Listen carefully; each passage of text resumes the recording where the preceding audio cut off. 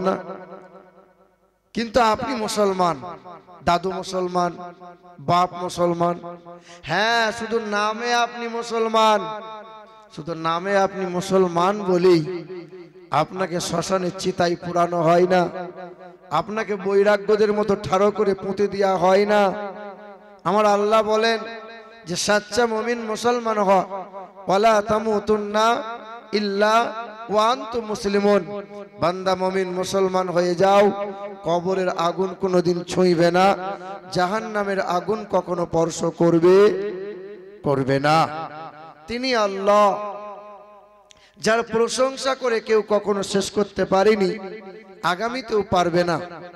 বর্তমানের শিক্ষিত মানুষ যারা ব্যাবিলনের ঝুলন্ত বারান্দা থেকে সুনাম প্রশংসা করে, কখনো তাজমহল দেখে প্রশংসা করে, কখনো ওই হাওড়ার ব্রিজ দেখে প্রশংসা করে।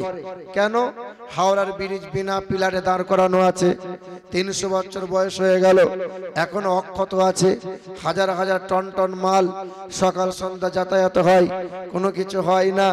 আমার আল্লাহ বলেন সাবআ সামাওয়াত, আসমানের দিকে তাকাও, আমি আল্লাহ 7 আসমানকে ছাদের মতো দাঁড় করিয়ে রেখেছি অক্ষত অবস্থায়। এবং আলাম নাজআলিল আরজা মিহাদা, জমিনকে বিছানার মতো বিছিয়ে রেখেছি। ওয়াল জিবাল আওতাদা, বড় বড় পর্বতমালা দিয়ে খুঁটো গেড়েছি, জমিন যাতে নাড়াচাড়া না করে। ওয়াজআলনাল লাইলা লিবাসা, রাত্রিকে আরামদায়ক পর্দা বানিয়েছি। ওয়াজআলনান নাহারা মাআশা, এবং দিনকে তোমাদের জন্য উজ্জ্বলিত মেহনতের জন্য বানিয়েছি। বান্দা যত যা কিছু দেখতে পাচ্ছ, সব কিছু আমি আমার বান্দা মানুষের জন্য বানিয়েছি, গরু ছাগলের জন্য তেমন কিছু বানাই নাই। তে আমরা যারা মানুষ, আমরা যারা আল্লাহর বান্দা, সেই মহান মালিকের দরবারে শুকরিয়া আদায় করে উচ্চ স্বরে সকলে বলি আলহামদুলিল্লাহ। আচ্ছা, মধ্যখানে যে 1 কিলোমিটার সব ফাঁক ফাঁক আছে, এগুলো অসুবিধা আছে নাকি? একটু আসেন না, কাছে কাছে আসেন। দূরে দূরে তো প্রেম হয় না, কাছে আপনি বসবেন, আমি আপনাকে দেখব, আপনি আমাকে দেখবেন, আপনার চেহারা নজরে ভাসবে, যতদিন ভাসবে ততদিন আপনার জন্য একটু দোয়া করব। মুসাফির অবস্থায় আছি, মুসাফির মানে নবী বলেছেন এই মুসাফিরের দোয়া আল্লাহ কোনোদিন ফিরিয়ে দেয় না। তারা একটু কাছে আসেন, আমি আপনার চেহারাটা দেখবো, শুধু আসেন না, একটু কাছে আসেন। এই যে আপনাকেই বলছে, আপনি এদিক ওদিক তাকাচ্ছেন, মুরব্বী বাপ যারা, একটু কাছে চলে আসেন, একটু আসেন, একটু আসেন, মাশাআল্লাহ আসেন। দরুদ শরীফ পড়ি, আল্লাহুম্মা সাল্লি আলা। এ বাবু, এ মাইক ম্যান, একটু ব্যাসটা কমিয়ে টনটা বাড়াও না, ব্যাসটা অতিরিক্ত হয়ে গেছে। মাইক ম্যান কোথায়?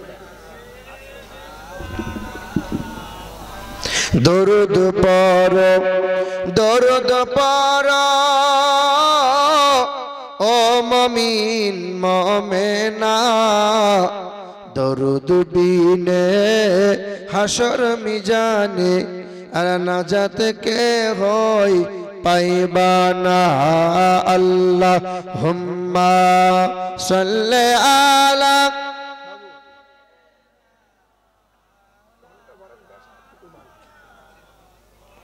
وعلى آل سيدنا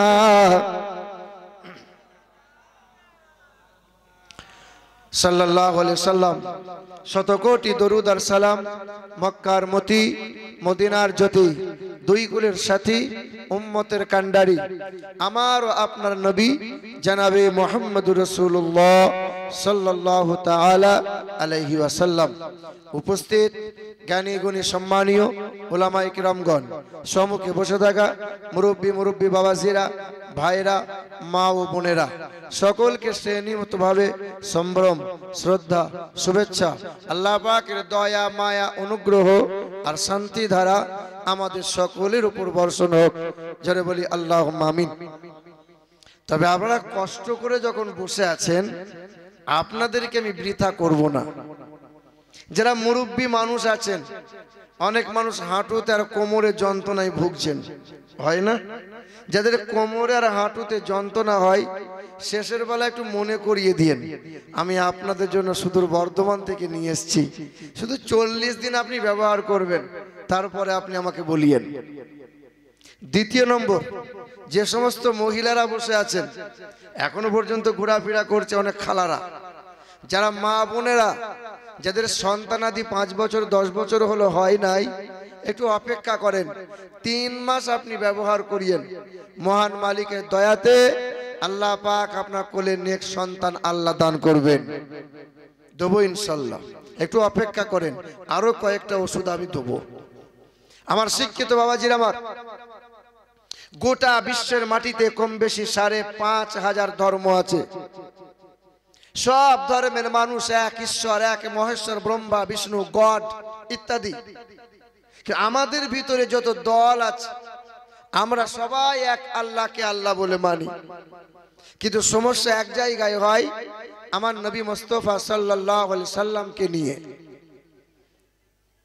বাবারা, ভাইরা আমার, কিন্তু পৃথিবীর জমিনে সর্বশ্রেষ্ঠ মহামানব, বিশ্বের মহান নেতা, তিনি হলেন জগৎ গুরু, যিনি জনাবে মুহাম্মদুর রাসূলুল্লাহ সাল্লাল্লাহু আলাইহি সাল্লাম। আজ ব্রিটিশ মিউজিয়ামে সাদা পাথরে কালো কালি দিয়ে লেখা আছে, লিখে রেখেছে তারা খ্রিস্টান নাসারা যারা, এখনো লেখা আছে as a learner, as a teacher, as a father, as a leader, as a lawmaker, Muhammad is the superman in the world. বিশ্বের জমিনে 1 নম্বর নেতা যিনি, 1 নম্বরের পিতা যিনি, 1 নম্বরের শিক্ষক যিনি, 1 নম্বরের বিশ্বের মহামানব, কল্যাণকর্তা, জগৎগুরু, তিনি জানাবে মুহাম্মাদুর রাসূলুল্লাহ। গৌতম বুদ্ধ নাম শুনেছেন আপনারা?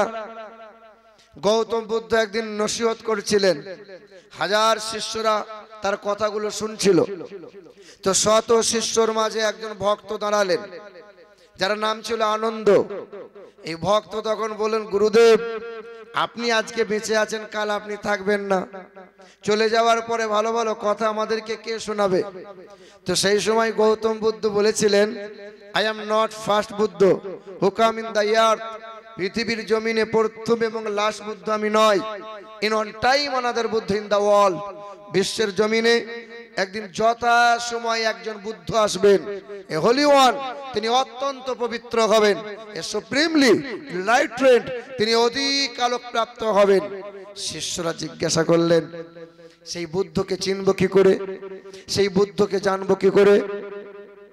তখন গৌতম বুদ্ধ হিন্দু ধর্মগ্রন্থ থেকে কয়েকটি মন্ত্র শোনালেন, শিষ্যদেরকে শোনালেন।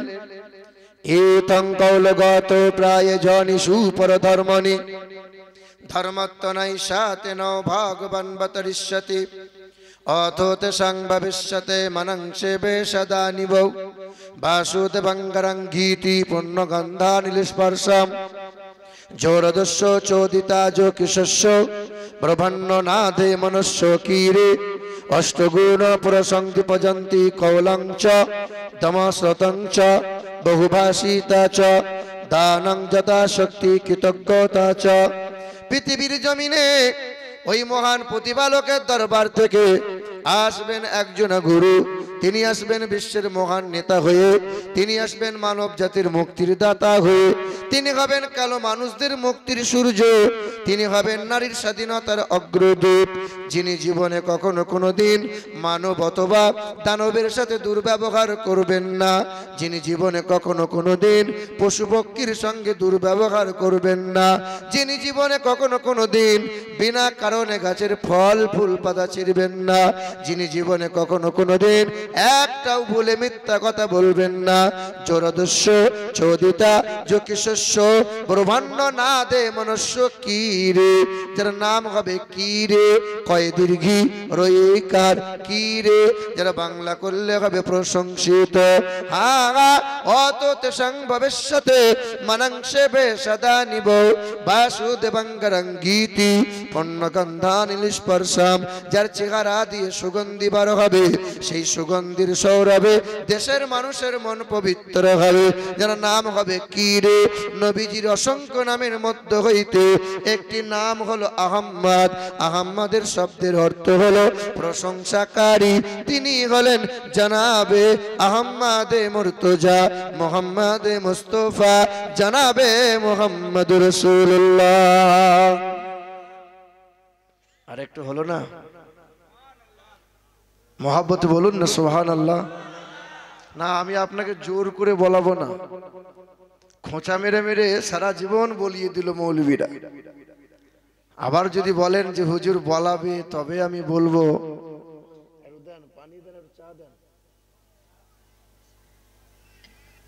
সুবহানাল্লাহ। দুরূদ শরীফ পড়েন আল্লাহুম্মা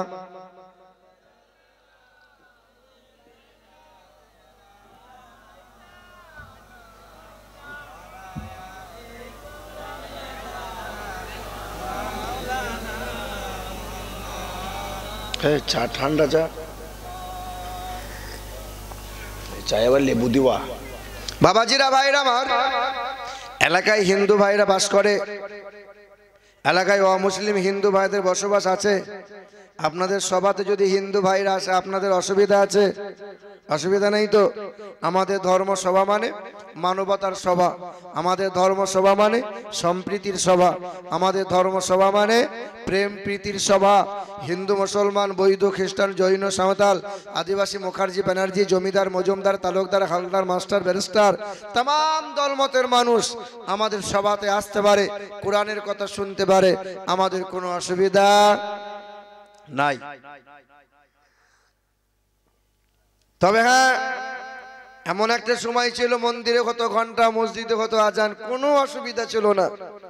একসাথে স্কুল কলেজ যেতাম হিন্দু ভাই, আমি মুসলমান সে হিন্দু, কোনো অসুবিধা হতো না। এক থালায় খাবারও খেয়েছি আমার জীবনে, আমার লাইফে কোনোদিন অসুবিধা ছিল না। আজ সে বামুন হয়েছে, আমি হয়েছি মৌলভী, এখন কথা বলতে ভয় পাই। ব্যবহার কি রে, কথা বলিস না? বলে দেশের যে অবস্থা, শোচনীয় ব্যাপার। আমার বাবারা, ভাইরা আমার, ইসলাম সব সময় মানবতা শেখায়। কোরআন বলে ওয়ালা তাসুবুল্লাযীনা ইয়াদউনা মিন দুনিল্লাহ ফায়াসুবুল্লাহ আদওয়াম বিগাইরি ইলম। হে আমার বান্দা বান্দীরা, তোমরা কোনো ধর্মকে আঘাত করবে না, তোমরা কোনো ধর্মকে ছোট বড় মন্তব্য করবে না। তোমরা যদি কাউকে আঘাত করে দাও, ওরাও অজ্ঞতার কারণে, কোনোদিন জ্ঞানহীনতার কারণে ইসলামকে, কোরআনকে, হাদিসকে, নবীকে অপমান করবে, গালমন্দ করে দেবে, অপরাধটা তোমারই হবে। বাবারা, ভাইরা আমার, ওয়াজের আগে একটা কথা মনে পড়িয়ে দিই। ইমামে আজম আবু হানিফা রহমতুল্লাহ আলাইহি নাম শুনেছেন? হ্যাঁ, যার আসল নাম ছিল নোমান বিন সাবিত।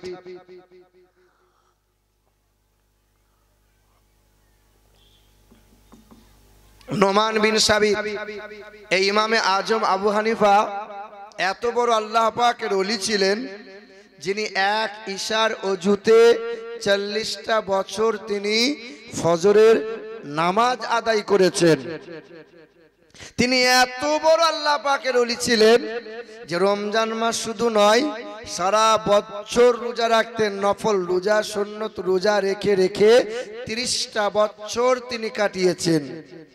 ইমামে আজম আবু হানিফা হুজুর বছরে 4টা দিন, 5টা দিন বাদ দিয়ে সারা বছর রোজা রাখতেন। ঈদের দিন, বকরা ঈদের দিন, বকরা ঈদের পরের 3 দিন, এই 5 দিন রোজা রাখা হারাম। এত বড় আল্লাহ পাকের ওলি, তো তিনি যখন নামাজে দাঁড়াতেন, পাশের বাড়ি একটা হিন্দু ছেলে বাস করত। সকাল সন্ধ্যা তুলসী গাছে ধূপ দিত আর ঠাকুরের পূজা করত আর প্রণাম করত। কিন্তু হিন্দু ঘরের ছেলে সন্ধ্যা যখন হয় বোতল নিয়ে আসে, বড় বড় বোতল দি, বোতল নিয়ে ডক ডক ডক ডক করে পান করে, দিয়ে সারা রাত চিৎকার করে। আল্লাহর ওলি নামাজ আদায় করে, খুব অসুবিধা হয়, বারবার বুঝাই কিন্তু বোঝে না, বারবার আল্লাহ পাকের ওলিকে কষ্ট দেয়। ইমামে আজম আবু হানিফা রহমাতুল্লাহ আলাইহি হুজুর আমার 1 দিন 2 দিন নয়, 40টা বছর এমন করে রাত জেগে জেগে এক ইশার অজুতে ফজরের নামাজটা আদায় করতেন। প্রতি রাত ওই মাতালটা মদ পান করে চিৎকার করে, শোরগোল করে। আল্লাহ পাকের ওলি বান্দার কানে হঠাৎ করে আওয়াজ আর আসে না, চিৎকার শোনা যায় না। সকাল হয়ে গেল, আল্লাহ পাকের ওলি বান্দা ওই মাতালের বাড়ি চলে গেল। মাতালের ঘর দরজায় আওয়াজ দিল, আর বিবি দরজা খুলে দাঁড়িয়ে জিজ্ঞাসা কয়, কে আপনি?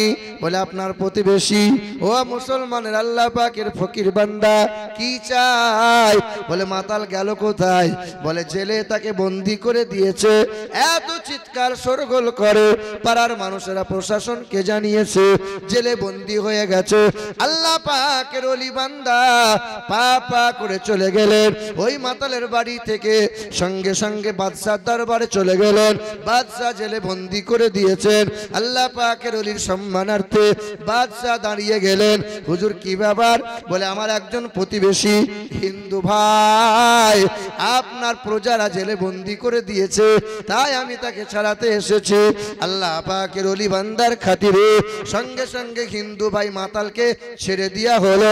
এ মুসলমান বাবারা ভাইরা আমার, ওই মাতালটা মনে মনে চিন্তা শুরু করে দিল, আমার জাত ভাই তো অনেক ছিল, কেউ আমার পাশে আসলো না। আল্লাহ পাকের ওলি ফকির বান্দা আমার কাছে ছুটে এলো, আমাকে জেল থেকে মুক্তি করে নিয়ে গেল। আল্লাহ পাকের ওলি ইমামে আজম আবু হানিফা পা পা করে বাড়ি চলে গেলেন। সঙ্গে সঙ্গে জিজ্ঞাসা করলেন, হুজুর আপনি আমাকে ছাড়ালেন কেন? বলে আল্লাহ পাক কোরআন শরীফে 19 বার বলে দিয়েছেন তোমরা পাড়া প্রতিবেশীর সাথে দুর্ব্যবহার করবে না, পাড়া প্রতিবেশীর হক আদায় করবে। তাই কোরআনের আয়াতকে লক্ষ্য করে তুমি আমার প্রতিবেশী, হিন্দু হও, খ্রিস্টান হও, আদিবাসী সাঁওতাল হও, তুমি যদি খেতে না পাও আমাকে খাবার দেওয়া লাগবে, তুমি যদি পোশাক না পাও আমাকে পোশাক দেওয়া লাগবে। এটাই মহান মালিকের বিধান। সঙ্গে সঙ্গে হিন্দু মানুষটা বাড়ি চলে গেল, বিবিকে বিবির হাতটা ধরে নিল, গোসল করে নিল। ওই স্বামী স্ত্রী মিলে আল্লাহ পাকের ওলির দরবারে চলে গেল। কালেমা লা ইলাহা ইল্লাল্লাহু মুহাম্মাদুর রাসূলুল্লাহ কালেমা পড়ে নিয়ে কোরআনের হাফেজ হয়ে গেল। এর নাম সম্প্রীতি, এর নাম ভালোবাসা, এর নাম ভ্রাতৃত্ব। সেদিন চায়ের দোকানে বসে আছে, আর আমার দাড়িওয়ালা টুপিওয়ালা আমাকে দেখতে পেয়ে একজন হিন্দু ভাই বলছে, মুসলমানদের রং হলো সবুজ আর হিন্দুদের রং হলো লাল। আরে মুসলমানদের রং যদি সবুজ হয় আর হিন্দুদের রং যদি লাল হয়, তা তরমুজটাকে হিন্দু বলবি না মুসলমান বলবি? বল ভাই, ভেতরটা লাল ওপরটা সবুজ, কি বলবি বল? হিন্দু মুসলমান করো। হ্যাঁ, হাসপাতালে গেলে তখন তো হিন্দু মুসলমান করো না? 4 বোতল রক্ত লাগবে, তখন রক্তটা মুসলমানের রক্ত না হিন্দুর রক্ত তা দেখার সুযোগ নাই, যে কোনো একটা রক্ত দিয়ে সুস্থ হয়ে আগে। ওই গ্যাসের সিলিন্ডার, যে সিলিন্ডারে বৌমা মুসলমান রান্না করে, মুসলমান ঘরের বৌমা গো মাংস রান্না করে, আচ্ছা গ্যাসের সিলিন্ডার শেষ হয়ে যাওয়ার পরে আচ্ছা কোম্পানির বাড়িতে গিয়ে গঙ্গা জল দিয়ে ধুয়ে দেয় নাকি সিলিন্ডার? ওই গ্যাসের সিলিন্ডার হিন্দু ঘরের বৌমা রান্না করে, কোনোদিন গঙ্গা জল দিয়ে ধোয় না, মানে ছুঁই ছুঁই করে না। কিন্তু অসংখ্য হিন্দু মুসলমান এইরকম বিভেদ তৈরি করে দিয়েছে।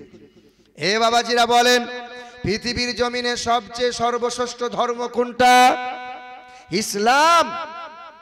আপনার এলাকার কোনো একটা দাসের ঘরের ছেলে, সে মনে মনে ভাবলো যে আমি তো লেখাপড়া করেছি, বিএড ডিএড করেছি, কিন্তু আমি দাসের ঘরের ছেলে। হিন্দু সমাজে দাস মানে নিচু জাত। এই হিন্দু ঘরের ছেলেটা মনে মনে চিন্তা করলো, আমি মন্দিরে যাব, ঠাকুরের পূজা করব, কিন্তু হিন্দু শাস্ত্রের রীতিনীতি অনুযায়ী বামুনের বেটা বামুন হবে, বামুন ছাড়া দুর্গা পুজো হবে না, বামুন ছাড়া মন্দিরে ওঠার সুযোগ নাই। তো দাসের ঘরের ছেলে চিন্তা করলো, এত লেখাপড়া করলাম, আমার ইজ্জত নাই, আমার সম্মান নাই। এ মনে মনে ভাবলো, তাহলে খ্রিস্টান ধর্ম দেখি। খ্রিস্টান ধর্ম রিসার্চ করে দেখার পরে জানতে পারলো, খ্রিস্টান ধর্ম গ্রহণ করতে পারো, কিন্তু পাদ্রী হতে পারবে না।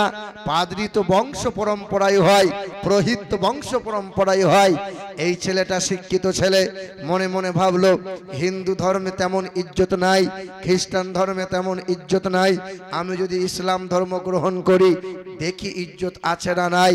হিন্দু ঘরের ছেলেটা শিক্ষিত ছেলে, রিসার্চ করে জানতে পারলো, পাক ও পবিত্র হয়ে গেল। পাক পবিত্র হয়ে কালমায়ে লা ইলাহা ইল্লাল্লাহু মুহাম্মাদুর রাসূলুল্লাহ পড়ে নিল। আল্লাহ আল্লাহ রসুলকে মনে প্রাণে মেনে নিল। আল্লাহ আল্লাহ রসুলের আহকামগুলো পালন করবে বলে স্বীকার করে নিল। কালেমা পড়ে আজ ছেলেটা মুসলমান হলো, সুন্দর একটা নাম রেখে দিল।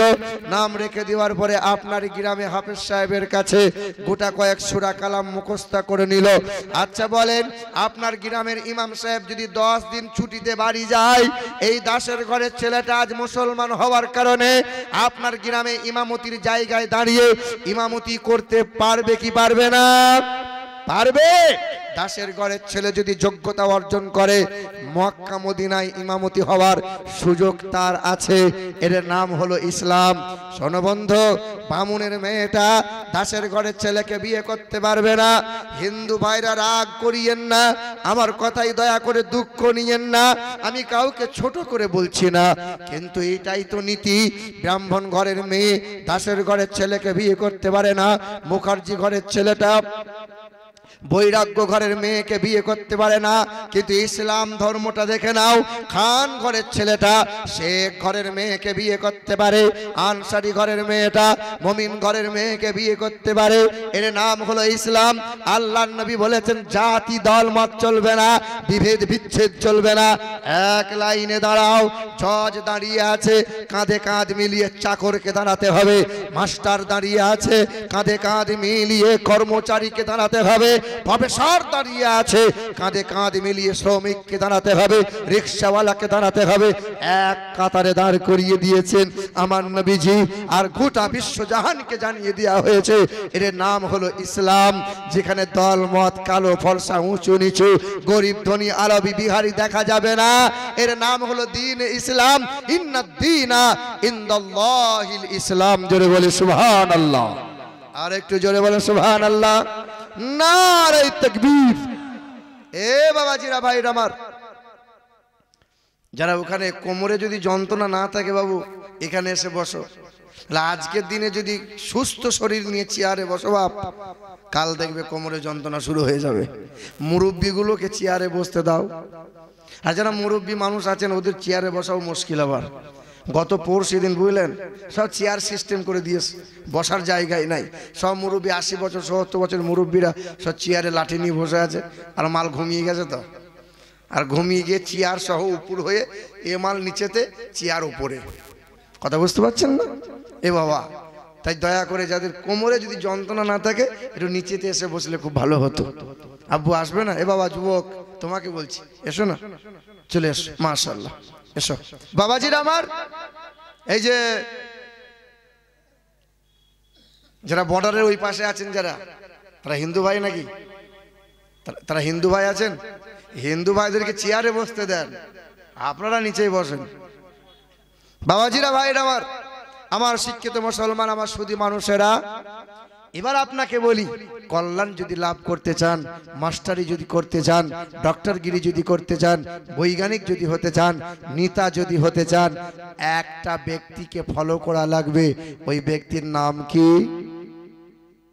না, আমি আপনাকে বলি না এই যে আপনি নেতা হবেন না, নেতার পিছনে ঘুরবেন না, ঘোরেন গা। কিন্তু আমি আপনাকে বারবার বলেছি, নেতার পিছনে ঘুরে ঘুরে নিজের ছেলে মেয়েকে যেন এতিম বানিয়ে দিও না। নেতার পিছনে ঘুরে নিজের বউকে বিধবা বানিয়ে দিও না। নেতার পিছনে ঘুরে ঘুরে আপনার সংসারকে উচ্ছেদ করে দিও না। ওই নেতার পিছনে ঘোরো। এই পৃথিবীর নেতা কথা বলে তো 100-র মধ্যে 98টা কথা মিথ্যা কথা বলে। এমপি হয়েছে, এমএলএ হয়েছে। হ্যাঁ মুসলমান বাবারা, ভাইরা আমার, আমারই গ্রামে গরিব মানুষের সব বাড়ি বাড়ি আসছে, ভোটটা দিয়েন, ভোটটা। এই পঞ্চায়েত ভোটের আগে এই যে ভোট হলো না, তা গরিব মানুষ তা বলছে, বাবা ঘর টর তো দিচ্ছ না বাবা, ভোট। খালা চিন্তা করো না, একবার আমি মেম্বার হই, আমাকে একবার তুমি প্রধান, একবার এমএলএ বানিয়ে দাও, তোমার ঘর নাই 2 তলা বানিয়ে দেবো। ভোট হওয়ার পরে দেখা করিও। ভোট হয়ে গেছে, এমএল জিতে গেছে, এমএলএ এমপি হয়ে গেছে, দিয়ে গরিব মানুষ তো দেখা করতে গেছে। বাবা তুমি বলেছিলে যে ভোট চেয়েছিলে, আমি বাবা খুব আনন্দে ভোট দিয়েছিলাম তোমাকে বাবা, তা বলেছিলে ঘর দেবো, আর চিনতে পারে না পৃথিবীর নেতা স্বার্থের জন্য দুদিন তোমাকে নিয়ে কাজ করিয়ে নেবে। সেই নেতাকে ফলো করো, যে নেতার পিছনে ঘুরলে পরে ইহকালে নাজাত পাবে, যে নেতাকে ফলো করলে পরে পরকালে হাসতে হাসতে জান্নাতি হবে। বলে এ কথা কোরআনে বলেছে? বলে হ্যাঁ। মা আতাকুমুর রাসূলু ফাখুযুহু ওয়া মা নাহাকুম আনহু ফান্তাহু ওয়াত্তাকুল্লাহ। কোরআনেতে পারা নম্বর 28, সূরার নাম সূরা হাসর, আয়াত নম্বর 8, পৃষ্ঠা নম্বর 7, লাইন নম্বর 6। আমার আল্লাহ পাক জগতের মানুষকে জানিয়ে দেয়, মা আতাকুমুর রাসূলু ফাখুযুহু ওয়া মা নাহাকুম আনহু ফান্তাহু। আমার নবী তোমাদেরকে যা যা দেবে তা তোমরা গ্রহণ করে নাও। আমার নবী তোমাদেরকে যেমন করে চলতে বলে বান্দা তেমন করে চলে যাও। আমার নবী যেমন করে খেতে বলে বান্দা তুমি তেমন করে খাও। আমার নবীকে তোমরা ফলো করে জীবন সাজিয়ে নাও।